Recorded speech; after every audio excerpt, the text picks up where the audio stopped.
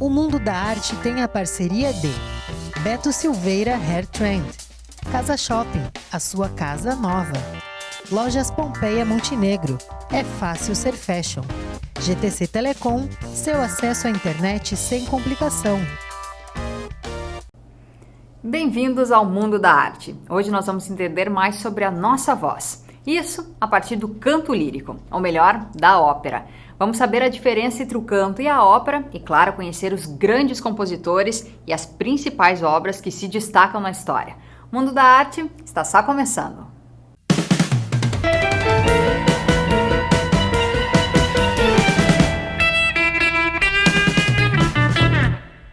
E para começar esse programa, vamos falar da origem desse gênero musical. Os principais textos são do período da Renascença, mas a ópera tem registros mais remotos encontrados na Grécia Antiga.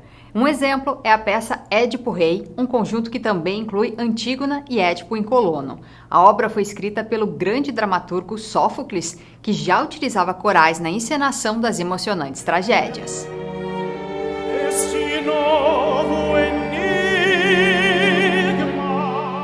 Ela surgiu da necessidade de que o texto cantado fosse melhor entendido, digamos assim.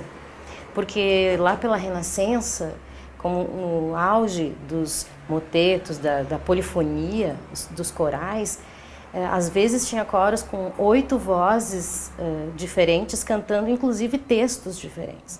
Então ninguém mais entendia as músicas, os textos, por causa desse emaranhado de vozes, a coisa da polifonia que era o mais importante.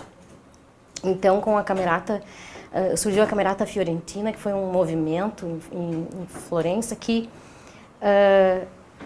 queria resgatar essa coisa da palavra, da volta do drama. Então, eles foram lá nos gregos, resgatar do teatro grego, onde tinha os coros, os cantos e o drama, e fazer de volta essa questão textual importante, com uma monodia, ou seja, uma única melodia cantando, acompanhada.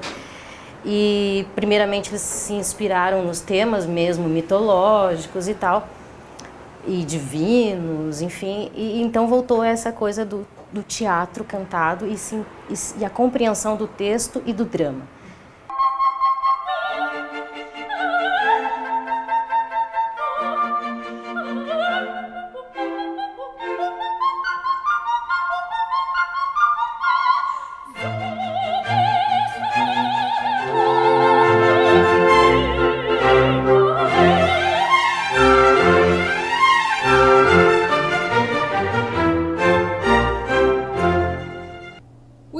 Cantar em uma ópera é bastante característico e chama muita atenção do público. O canto lírico, que é esse jeito de cantar com mais potência na voz, exige preparo físico dos músicos. Às vezes é entendido como um sinônimo de ópera. No entanto, o canto e a ópera são diferentes.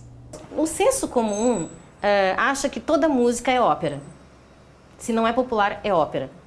E não é. Ópera é um gênero dentro dessa música toda dita erudita, clássica, como quiser chamar.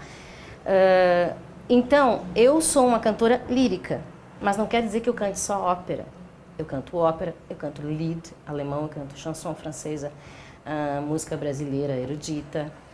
Então, a ópera é um elemento dentro desses todos. Eu canto missas, requiems, oratórios, que são peças sacras, canção espanhola, de origem flamenca, brasileira com origem folclórica, mas tudo dentro do canto lírico. A ópera é uma delas, dentro desses estilos todos, dentro do canto lírico. O canto lírico é essa maneira de cantar mais impostada, que tem mais vibrato. No canto popular tu não tem tanto vibrato, tu não usa também toda a extensão da tua voz. O canto popular é um pouco mais grave do que os agudos de lírico. Então essa é a diferença, assim, o canto lírico, a ópera está dentro do canto lírico, digamos assim.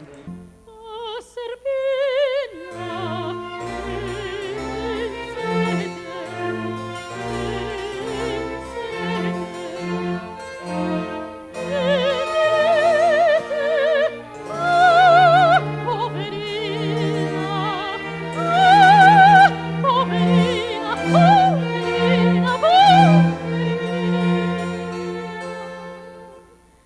todo mundo pode cantar, demora mais tempo, né? Tu precisa, digamos que o cantor de ópera é um atleta da voz. Então, até tu adquirir um tônus, demora. Você está trabalhando com musculatura, tu precisa desenvolver resistência, força e, ao mesmo tempo, elasticidade, né?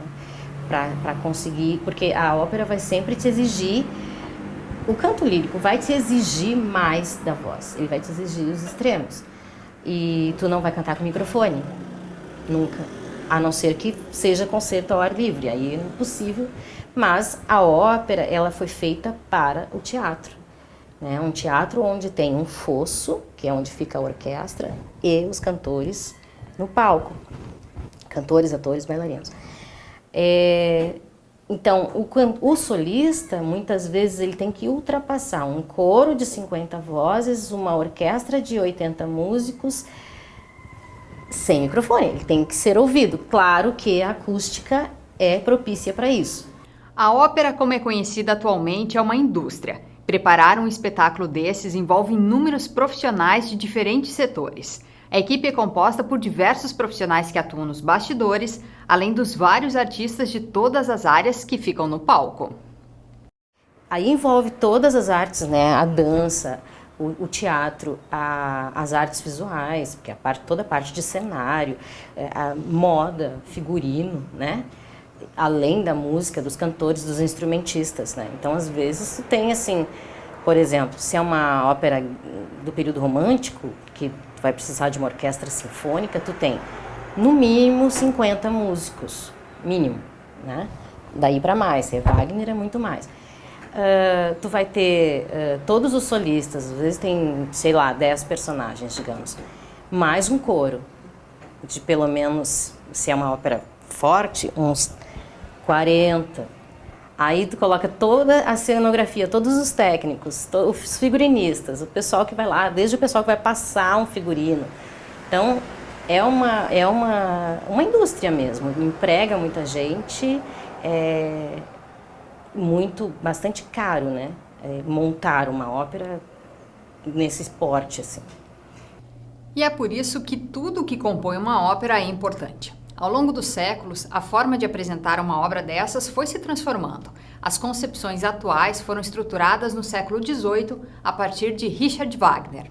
A ópera mudou muito desde que começou, claro. Antigamente, assim, é que tem muita coisa na história, até chegar como a gente conhece hoje, até ter o teatro como tem hoje, com fosso, com luz só no palco, a plateia escura. Até Mozart, a plateia não era escura. A plateia era aberta, luzes, o pessoal ia comendo, conversando e a ópera rolando. Era um evento social, né? A partir de Wagner que ele estipula essa coisa do teatro, a caixa, né? Luz na caixa, no foco, e a plateia escura. Mas antes disso não era tanto assim. Então, o canto ele era muito importante, era assim um momento, principalmente quando tiveram os castrates, né, os grandes contratenores, né, que tiveram, que as pessoas iam lá para ouvi-lo cantar e ouvir a maestria, todas as coisas, as firulas que ele conseguia fazer com a voz, né, o virtuosismo. Com o tempo isso foi diminuindo e o enredo, a história passou a ser mais importante. Então, o canto, ele é apenas um veículo a transmitir essa história, que é mais importante, que é chegar ao público, é emocionar, é tocar de alguma forma. Então, o conjunto da obra é muito mais importante do que uma coisa apenas. Claro, tem as pessoas que vão, quero ouvir aquele cantor naquele personagem, como é que ele vai sair, como ele faz, os fãs, enfim. Mas é um conjunto. Né? A música, claro que ela se destaca, né? Mas é tudo. Tem gente que vai para ver o que o diretor de cena criou para aquele espetáculo, a concepção dele para aquele espetáculo. Então tem vários nichos de público que vão assistir ópera. Como vimos, os rastros da história da ópera nos levam até a Grécia Antiga. Portanto, desde seu início, há muitos cantores que são referência no assunto. Tem cantores ícones que vão ser para sempre referência. Falando dessa coisa do drama, da história, assim, mais importante, então, Callas, por exemplo, Maria Callas é uma cantora que se destacou e que passa de geração em geração, e todo mundo que canta canto lírico, que faz ópera, pega alguma coisa de referência de Callas, porque ela era uma cantora para ser vista. Até comentam assim, não tinha uma voz tão bonita, mas quando ela entrava no palco, ninguém mais olhava para outra pessoa, a não ser para ela, por causa da presença cênica, a força dramática que ela tinha. Teve personagens assim que tem ainda fãs que acham que outras cantoras não deveriam cantar, como Norma de Bellini, que ela deixou assim, é só a interpretação dela que vale, digamos assim, né? Montserrat Caballé, que foi uma das primeiras que fez a união do popular com o lírico, né? Quando ela começou a cantar com o Freddie Mercury, do Queen, e depois fez um CD com vários outros bandas e cantores populares, né? E conhecidíssima pela sua técnica e seu ar que não acabava nunca, sabe? E os pianíssimos, a voz suave que ela tinha. Pavarotti, claro, né? O Pavarotti é um exemplo de técnica, digamos assim, de perfeição técnica. Uma voz de tenor maravilhosa. Não tem tenor que não se inspire em Pavarotti. Além dos cantores, há peças que também se destacam na história da ópera. Cada obra tem uma representação significativa no seu período. No clássico, por exemplo, o grande destaque são as obras de Mozart. Mas se destacou nessa questão da composição de óperas, que começou a fazer ópera bufa, que é cômica, né? Então a gente tem Dom Giovanni, né? O Dom Juan, que é bastante famoso. Depois Puccini tem óperas famosíssimas como Madame Butterfly, Turandot, La Bohème. Verdi, famosíssimo, com a Traviata de Verdi, é importantíssima. A Traviata, por exemplo, a personagem principal, a Violetta Valéry, que é inspirada na Dama das Camélias, é um personagem dos sonhos de toda soprano, porque no início da ópera ela é um tipo de soprano, ela é um soprano mais ligeiro, que a gente diz, mais leve, e no meio ela é um soprano lírico, um pouco mais pesado, e no final ela se transforma em um soprano dramático, que é com muita força de voz, muita carga dramática, mais escura e tal, porque ela começa bem e vai ficando doente e morre no final, com tuberculose, né? Então, conseguir fazer os 3 atos de maneira equilibrada e boa, é bem difícil conseguir um soprano para fazer isso. Bizet, Carmen de Bizet, quem não conhece Carmen, a ópera Carmen, muito, muito conhecida. Rossini, com Barbeiro de Sevilha, que é bem conhecido. Né? Que tem até em desenhos animados, né? Essa trilha. Do Pernalonga é muito famoso, né? Que ele fica lá fazendo a barba do rapaz que ele não sei.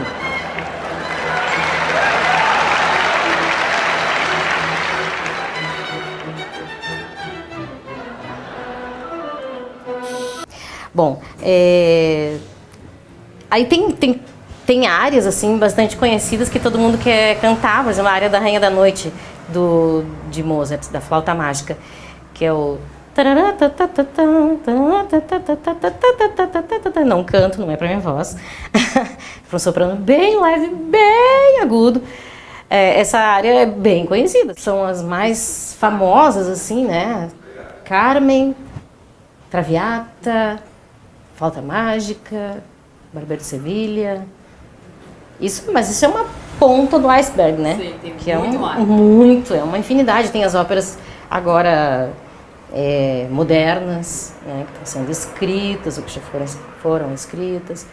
Wagner tem coisas belíssimas, como Tristão e Isolda, de Wagner, que é lindo, a parte é muito denso, é muito dramático.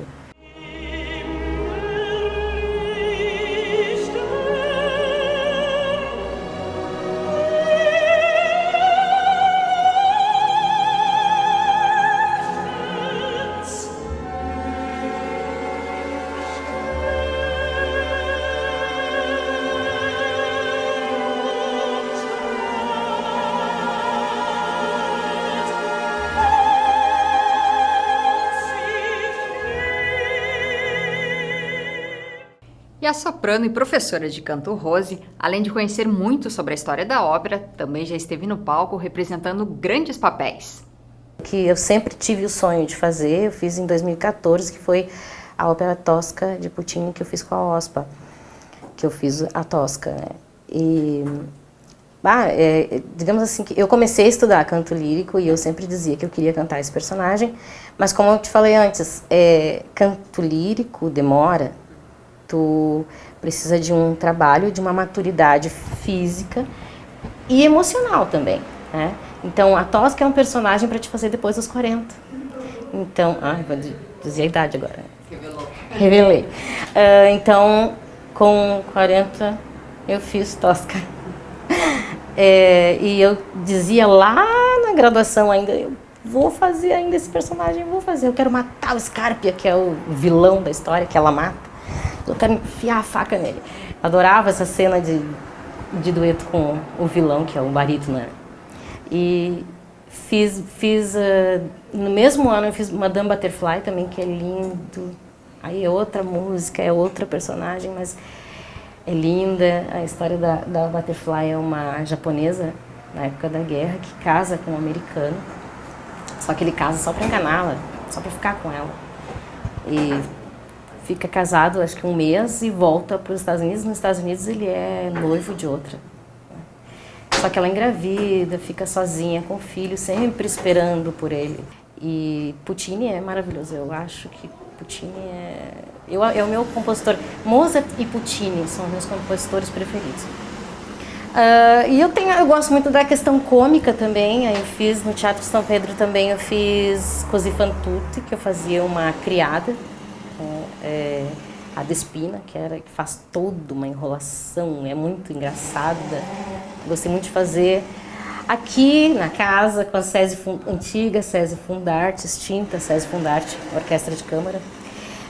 A gente fez durante 4 anos a Serva Padrona, também uma ópera cômica, que era muito legal. Foi um trabalho bem diferente esse, porque a gente teve assim meses de trabalho como ator antes, com a professora Gisabel de Carli.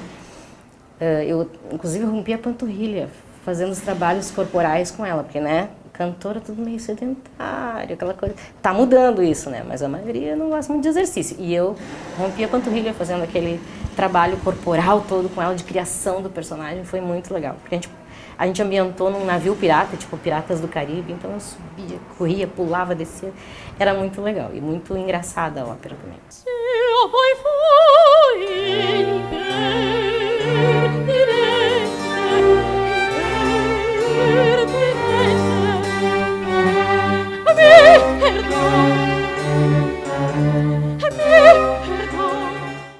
Eu fiz, na Espanha, eu fiz Der Freischütz, essa foi uma ópera séria de Weber, que é uma história inspirada no folclore alemão. E fiz Don Giovanni, de Mozart, na Itália, que eu fiz a personagem Donana, também bem legal.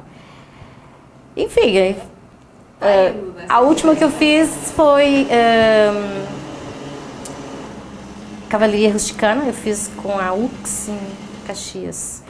E no Festival de Música de Curitiba, eu fiz uma experiência nova. Eu me inscrevi para o festival, eles iam fazer Carmen.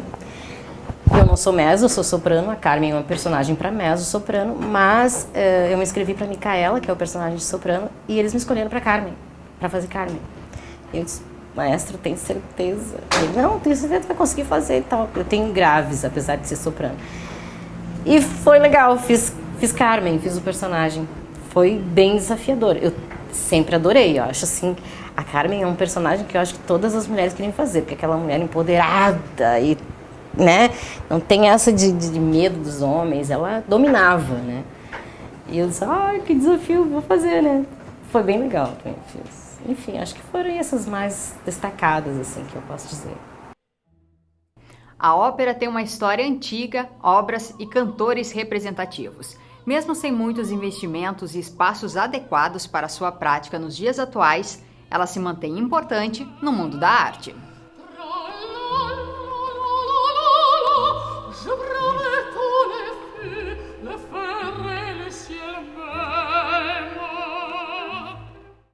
Eu acho que é total, porque além de envolver todas as artes, é um estilo que envolve todas as artes, né? Dá espaço para todos os tipos de trabalho, emprega muita gente. Eu acho que no Brasil e no mundo, né, tem se investido pouco, mas sempre tem muito público. Olha, não tem uma ópera que não lote.